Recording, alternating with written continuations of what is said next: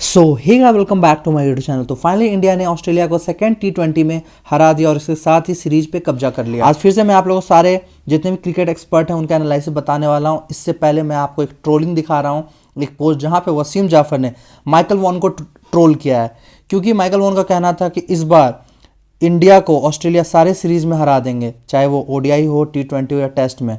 लेकिन यहाँ पे इंडिया ने टी20 में ऑस्ट्रेलिया को हरा दिया। तो आप ये पोस्ट देखो, यहाँ से आपको समझ में आ जाएगा कि उन्होंने कैसे उनको ट्रोल किया। तो अब हम चलते हैं मैच की ओर। तो मैच में क्या हुआ कि इंडिया ने सबसे पहले टॉस जीता और टॉस जीत करके ऑस्ट्रेलिया को बैटिंग दे दी। तो अब हम सब डर गए, क्योंकि इससे पहले जो सिडनी में हम 2 मैच हारे थे, वहाँ पे इंडिया ने टॉस हारा था और बाद में बैटिंग की थी, मतलब चेज नहीं हुआ था। लेकिन इस बार हमने टॉस जीता और फिर चेज करने के लिए फैसला किया। तो चेज करने का फैसला हमें लग रहा था कि सिडनी में, क्योंकि हम इससे पहले 2 मैच हार चुके थे ऐसे में।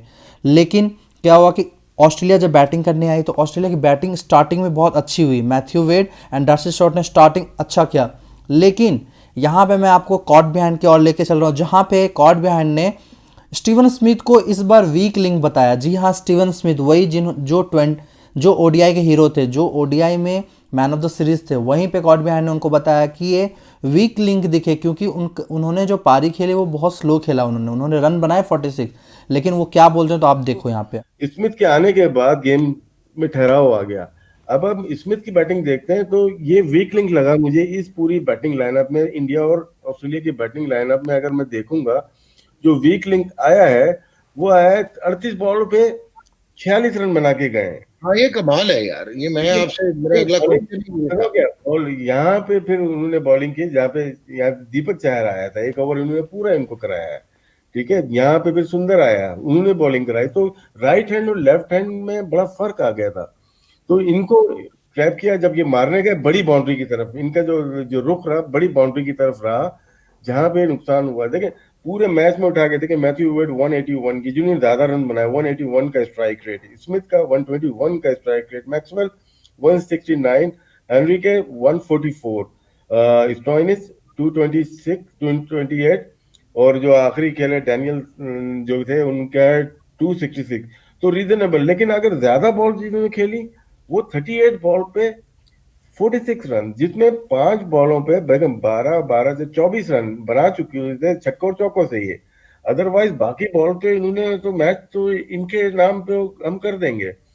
फिर राहुल को देखते हैं 136 स्ट्राइक रेट, धवन 144, विराट कोहली 166 की स्ट्राइक रेट। तो डिफरेंट आपको डिफरेंस नजर आ रहा है यहाँ पे। फिर ऊपर जाते हैं, सैमसन 150, जो कि और लंबा खेलते तो ये 200 की स्ट्राइक रेट पे चले थे। पांड्या 190 और अयर 240। तो डिफरेंस जो नजर आया इस मैच में स्मिथ में, मेरे ख्याल से man of the match Smith को होना चाहिए था इस मैच। तो ऑस्ट्रेलिया ने ऐसे बैटिंग करते हुए 194 रन स्कोर कर दिया, जहां पे टी नटराजन ने सबसे अच्छी बॉलिंग की, बाकी सबको मार पड़ा। तो वहीं पे स्पोर्ट्स तक ने चहल के बारे में कहते हुए ये बताया कि पिछले मैच में चहल प्लेइंग 11 में भी नहीं थे, लेकिन उन्होंने उन्होंने बॉलिंग किया और विकेट लिया और इंडिया को मैच जिताया और मैन ऑफ द मैच भी हुआ। लेकिन इस बार फिर से चहल को मार पड़ा है। तो स्पोर्ट्स तक के विक्रांत गुप्ता का क्या कहना है, तो आप इस क्लिप में देखो। इंडियन टीम में पक्का है वो, लेकिन सर यूजी को कुट तो बहुत पड़ रही है। नहीं पड़ी है। और नहीं, आज ही नहीं, पहले वनडे इंटरनेशनल जो 2 थे उसमें भी तब वो ड्रॉप भी हो गए। फिर आज फिर वो कल देखिए, पिछला मैच तो एज अ सब्सटीट्यूट ही आए ना। असली बात तो यही है, ठीक है वो अच्छा कर गए, लेकिन आज something is wrong. I don't know what's going wrong with him. या तो मेंटली है या पता नहीं। ऑस्ट्रेलियंस ने मेंटली तो आई एम श्योर नहीं होगा। ऑस्ट्रेलियंस ने कुछ उनका तोड़ निकाल लिया है कि उनको बहुत ही अटैकिंग खेल रहे हैं। 40 रन भी मैं समझ सकता हूँ, लेकिन 50-55 बहुत ज्यादा रन हुआ। मैंने देखा जिस मैच में बैट्समैन उनके पीछे भागता है ना, वो बीच में एक आधा ओवर ऐसा हो जाता है कि फिर वो छोड़ ही देते हैं। अब जैसे एक ना स्टीव स्मिथ ने पता नहीं किसने निकल के मारा उनको हट के पीछे, तो विराट कोहली ने कहा मैं क्या करूं। सो बट मेरा ये मानना है कि Chahal is mentally very strong, mentally बहुत स्ट्रांग है।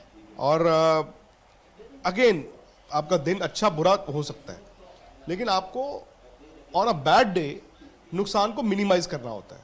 ऑन अ गुड डे आप अपने गेम को मैक्सिमाइज करते हैं। जैसे अब हार्दिक पांड्या है, जब अच्छे दिन चल रहे हैं तो भाई मैं हर मैच ही जिता दूंगा।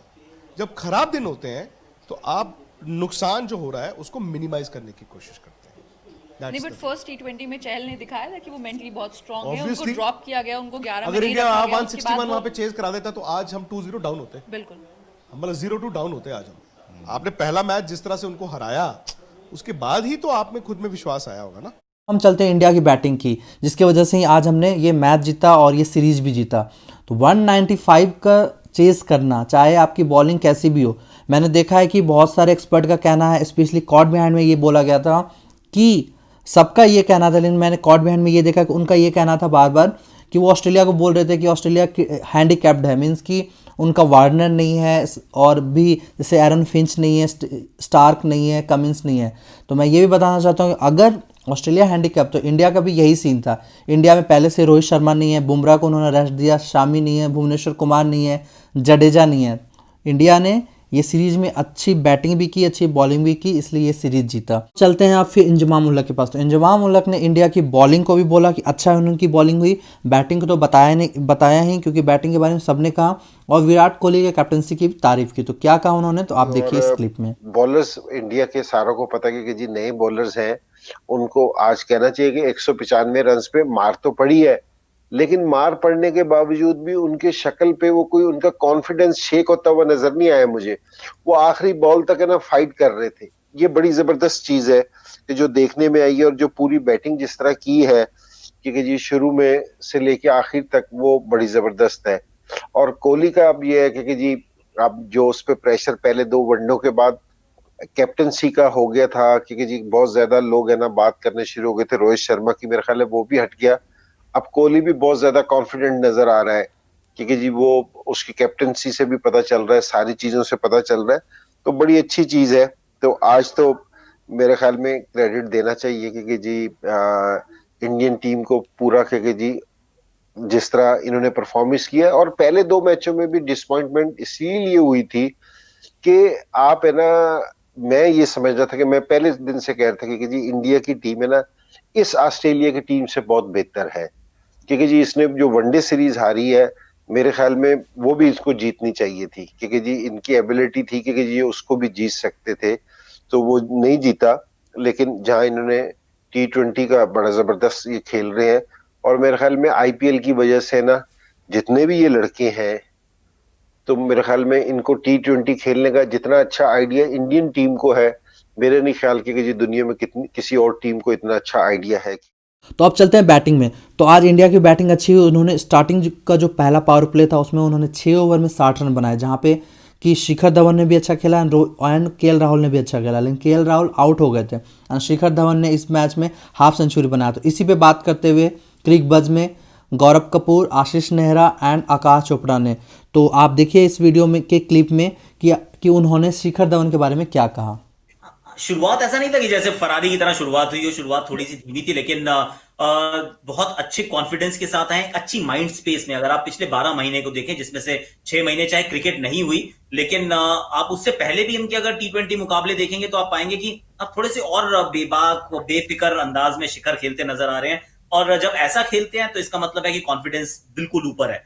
2 शतक जड़े हैं, अभी IPL की बात कर रहे हैं। T20 में एक बात इनके जहन में जरूर है कि मैं नंबर 1 ओपनर नहीं हूं, और वो एक बात जब आपके जहन में रहती है तो वो उतना दबाव आपके ऊपर रहता है कि आप कैसे रिएक्ट करेंगे उस सिचुएशन को। इट्स वेरी हार्टनिंग टू सी कि ये जब आ रहे हैं तो उस बारे में उतना नहीं सोच रहे, और ये जानते हैं कि यही मेरा खेलने का तरीका है, इस तरीके से मैं खेलूंगा तो इस टीम में रह सकता हूं, वरना इस टीम का ये बात तो पक्की है, अगर यही शिखर धवन मान लीजिए जो पुराने वाले शिखर धवन 3 साल पहले वाले T20 के शिखर धवन हो, तो फिर जैसे ही रोहित आएंगे ना तो आप शिखर को बाहर भेज देंगे। अभी क्या होगा, अभी रोहित आएंगे तो शिखर वहीं रहेंगे, KL राहुल को आप नीचे कर देंगे, चाहे वो सही है या गलत है वो अलग डिबेट होगी, पर अभी शिखर उतना काम लगातार करते आ रहे हैं पिछले जितने भी इंडिया के लिए उन्होंने T20 मुकाबले खेले हैं कि आप कहेंगे इनको खिलाना चाहिए, खिलाना पड़ेगा, खिलाना सही है। अब उसके चलते KL राहुल के साथ थोड़ा अन्याय भी हो जाएगा, तो सो भी।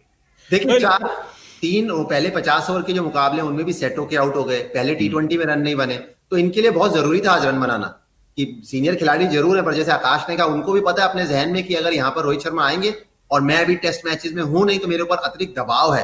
नहीं, वापसी कर रहे हैं टीम में, वापसी कर रहे हैं, क्योंकि इंजरी थी या छोड़ दिया गया था उनको, तो वापसी भी कर रहे हैं, तो एक तरीके से मतलब वो भी एक्स्ट्रा दबाव रहता है आपके ऊपर। देखिए KL राहुल तो अभी उनको पता है कि टेस्ट मैच की टीम में भी हैं, और सब KL राहुल की बात भी कर रहे हैं, और उम्र का भी बहुत बड़ा फर्क है। जब आप अंतरराष्ट्रीय क्रिकेट और IPL में ये फर्क होता है कि KL राहुल गब्बर से काफी छोटे हैं, तो आपके जहन में ये सब चीजें चलती हैं। पर मेरी और आज मिचेल स्टार्क नहीं थे, जॉश हेजलवुड नहीं थे, जब उस तरीके के गेंदबाज होते हैं तो शिखर को दिक्कत होती है।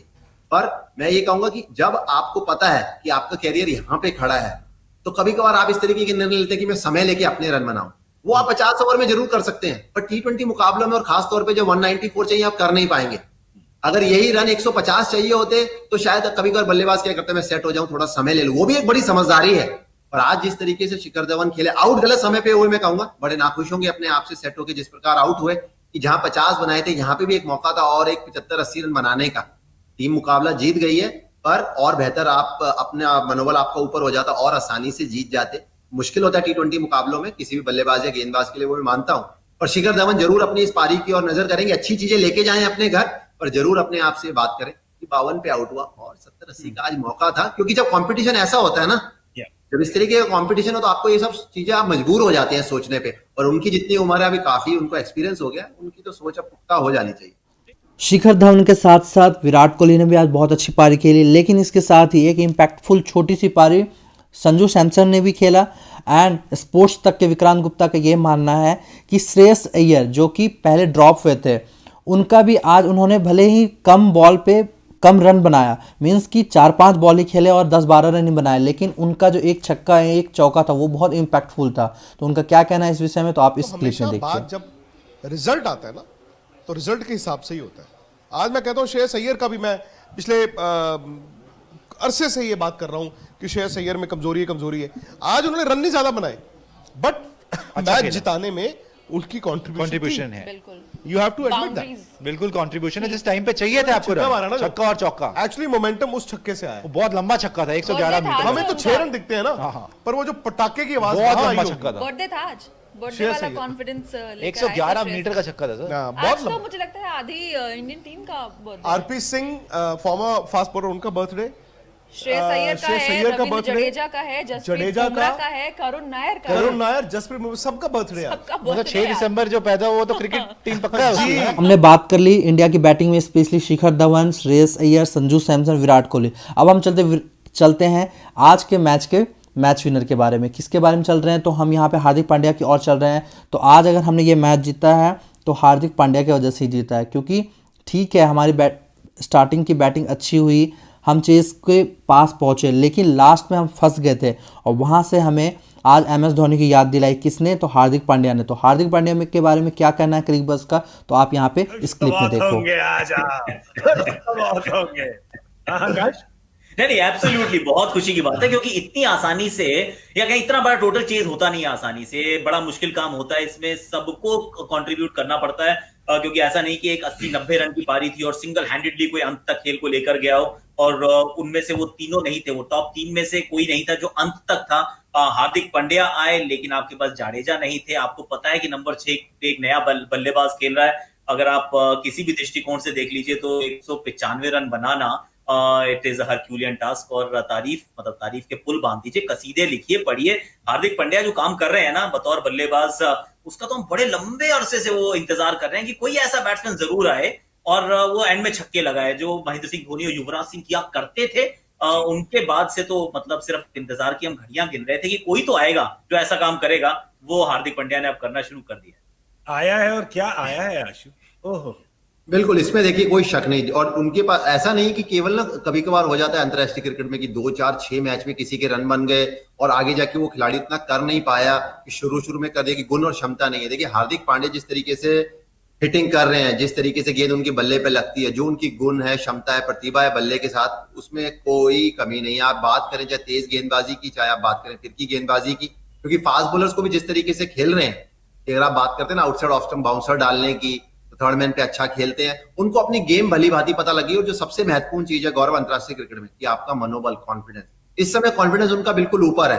साफ झलकता है कि जब गेंदबाजी कर रहे हैं, उनसे बात कर रहे होते हैं, सिंगल मना कर देते हैं कभी कभार। आज भी अगर आप देखें जिस तरीके से रनिंग बिटवीन द विकेट्स कर रहे थे, क्योंकि उनको पता कि अगर उनके बल्ले पे लगी तो गेंद सीमा पार है। आसान नहीं होता जब आप दबाव में होते हैं। विराट कोहली के आउट होने के बाद भी अगर वहां विराट कोहली खड़े होते ना श्रेयस अय्यर के साथ, और बतौर दर्शक अगर आप मुझसे पूछे तो अभी सब जितनी क्षमता और गुण की हमने बात करी, हार्दिक पांड्या की हमने जो अभी चर्चा कर रहे थे, तो मैं ज्यादा बैंक करूंगा अगर विराट कोहली आउट होगा तो भी आप गेम में, अगर उस समय आप हार्दिक पांड्या आउट हो जाते तो ऐसा नहीं कि विराट कोहली ने वो काम किया नहीं है, कर नहीं सकते।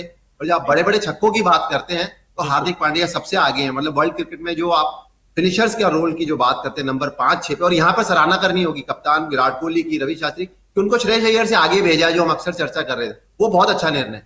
या और आज छक्के तो हार्दिक पांड्या ने मारे ही, और गेम जो है मतलब ऐसा नहीं लगा कि कभी भी अंत में कोई हबड़ा धबड़ी थी, जैसा आशीष कह रहे हैं, बिल्कुल नहीं लग रहा था कि कोई दबाव है, कोई प्रेशर है, क्योंकि ये जो अटैक रहा है पहले 1-2 ओवर को छोड़ के, उसके बाद शिखर धवन ने जो अटैक किया, फिर विराट कोहली ने जो गियर बदला और उन्होंने अटैक किया। और छक्कों की बात करें आकाश, एक छक्का जो विराट कोहली ने मारा कभी देखा नहीं है वहां से हमने, पर और आप भी मुझे बोलने की जरूरत भी नहीं है वो कौन सा है छक्का।